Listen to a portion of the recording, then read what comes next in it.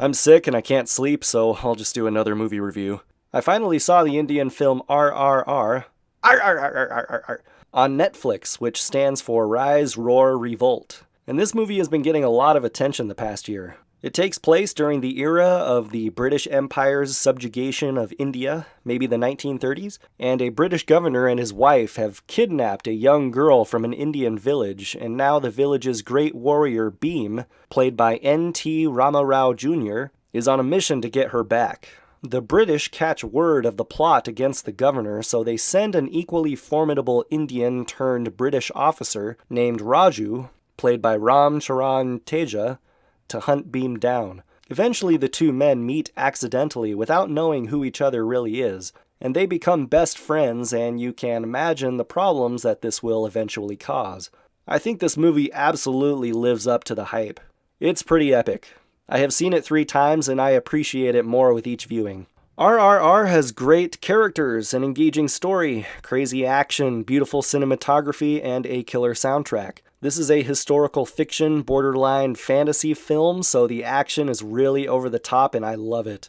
The action feels like a mix between 300 and The Kingsman, with almost gratuitous use of high-speed slow-motion camera. I'm usually not a huge fan of that Zack Snyder-esque hyper slow motion, then speed up, then slow down again kind of action, but the choreography is just so darn creative that it looks fantastic. And the thing is, the special effects aren't really that good, and they are borderline comical in some areas, so I'm fascinated how they were able to make so many questionable special effects look beautiful at the same time. There's a fine line between stupid and awesome, and RRR takes a lot of big risks with the action. And I'm sitting and watching this and thinking, in lesser hands this would be really stupid, but for some reason I'm eating this up. I'm a sucker for those kinds of scenes we saw in a lot of those 80s action films with that hardcore raw masculinity like in Predator or Rambo or Rocky, where you suddenly feel the impulse to stand up and start hitting a punching bag to get the energy out.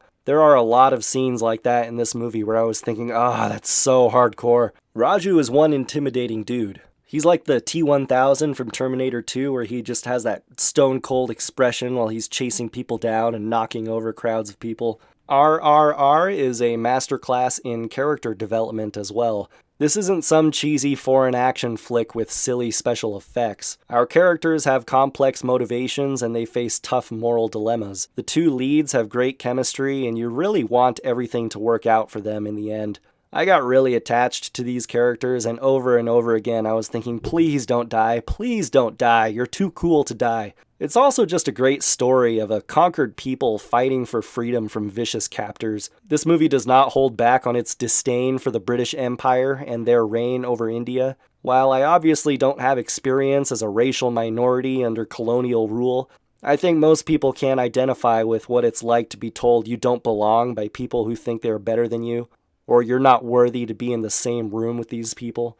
The soundtrack is a lot of fun. It's provocative. It gets the people going. We get some cool Indian-style beatboxing. We have pop songs that function like the chorus from those Greek plays that you had to read in high school, where they sing about what's happening and what may be in store in the future. And our main characters even have 2 of their own musical numbers. There's a great scene where Bhim and Raju have a Bollywood, or I guess Tollywood, style dance-off between a bunch of smarmy British guys at a party. I call it the Nacho song, and I've watched that probably 20 times on YouTube. The only weak points for me are the runtime and some of the special effects. I really don't like computer-generated animals, and we get some scenes with a lot of CGI animals, which kind of took me out of it. There are points where I really started to feel the 3-hour runtime, and I think they could have trimmed some of the fat on this one without losing any of its punch. It's still a fun 3 hours, but on repeat viewings, there were several times when I wanted to hit the fast forward button to get to the really good stuff. But overall, RRR was a pleasant surprise and one of my favorite movies of the year.